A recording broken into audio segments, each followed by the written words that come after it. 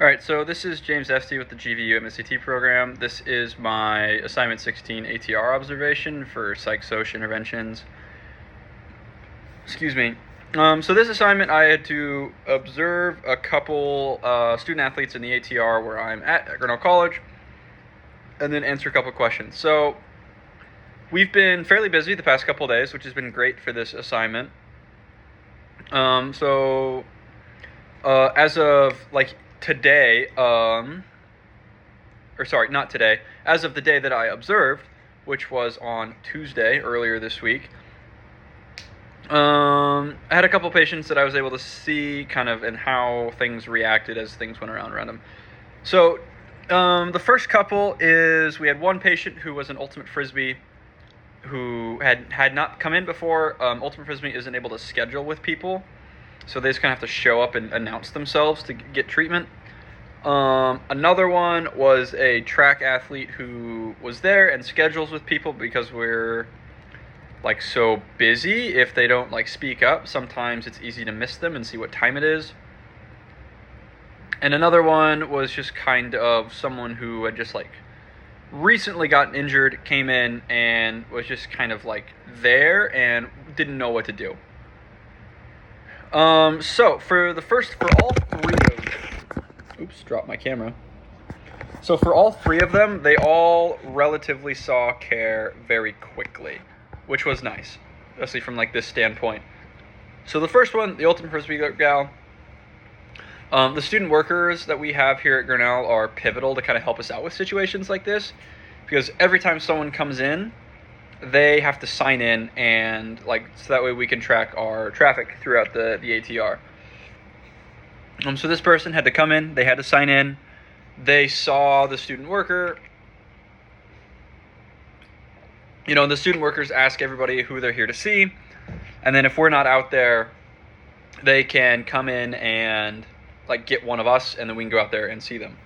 So that was pretty easy. Essentially all that happened there was that they went and they signed in, they stood around for maybe a minute or two, and then the student worker was like, "Hey, are you here to see anybody?" And they were like, "Yes and no." I sent Mike an email, and I told him I would meet him at 3:30 or whatever time it was.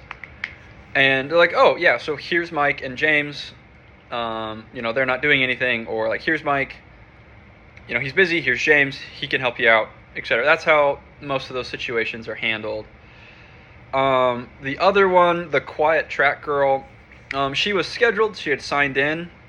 When the student worker asked her what she was there for, it was basically just "Oh, I'm here to see Carissa," and then the student worker was like, "Cool," and then kind of walked off. In this situation, she just kind of stood around until myself or Carissa, me and Chris are working together, so we were kind of in on this together, until we eventually approached her. It's like, "Hey," her name, enter her name there. Yeah, good to see you're here. Let's get started. Essentially, we had to go up and approach her to get her going on what she needed to do, rather than her approaching us. The athlete who came in a little bit later in that period, kind of our busy period is 3 to 4:15. He was probably in around 4:15 instead of earlier these other two.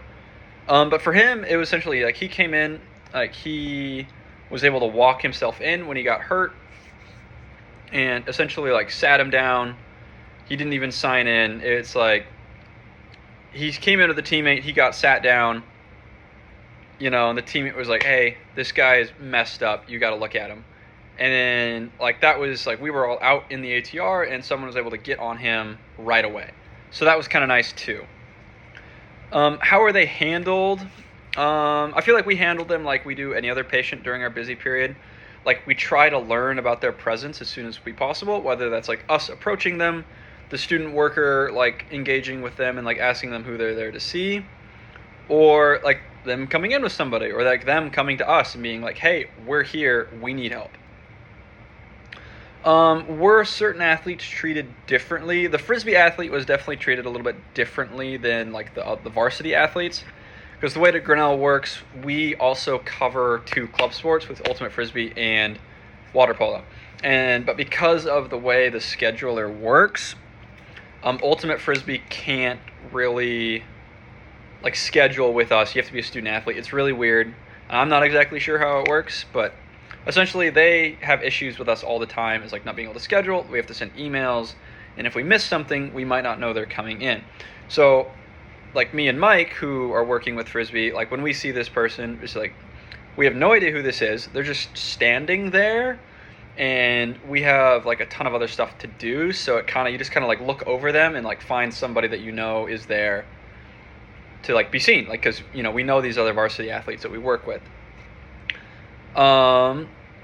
The other two were varsity athletes, and we kind of knew them. Like we knew they were there. We were approached by them or by the student worker to kind of like get on top of stuff, right? To get going.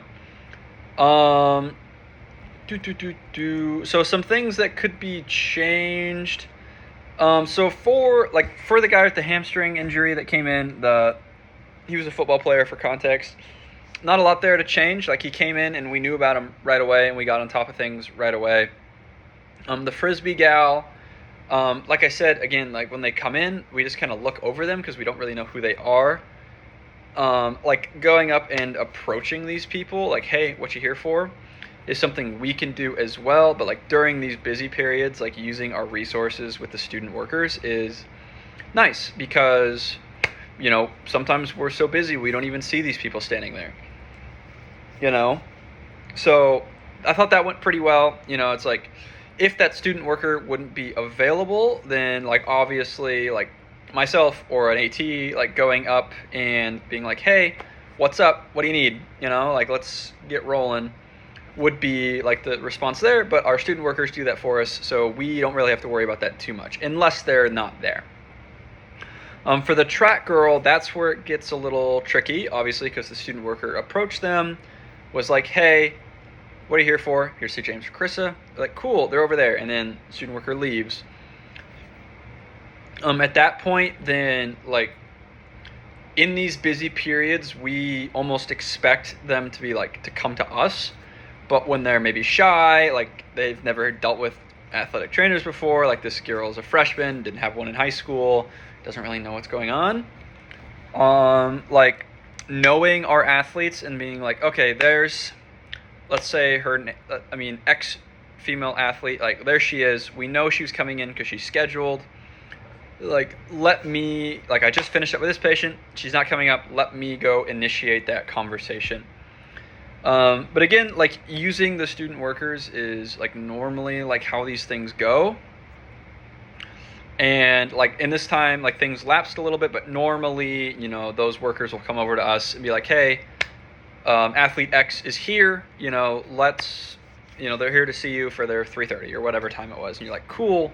And then we go and like, if we're doing something, we either take a break and address them really quick, or we finish up what we're doing and then we go talk to them. But normally like that gives us a chance to at least like address them and be like, hey, athlete X, like I'll be with you in just a second, or get her going on maybe like whatever her warm-up is, and that way I can finish what we're doing, or we can finish what we're doing, and then address that athlete on like the one-on-one manner that they deserve as a student athlete. I think that's really all that was. Like the Grinnell system is pretty good.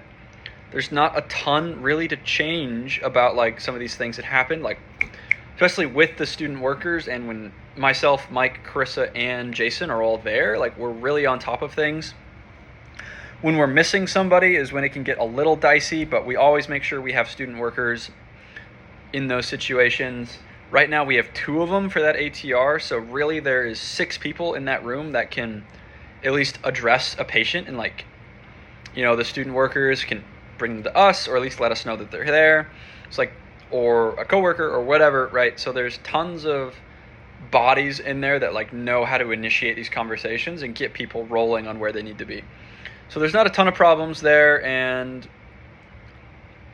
yeah, that's all I got, I think. Thank you.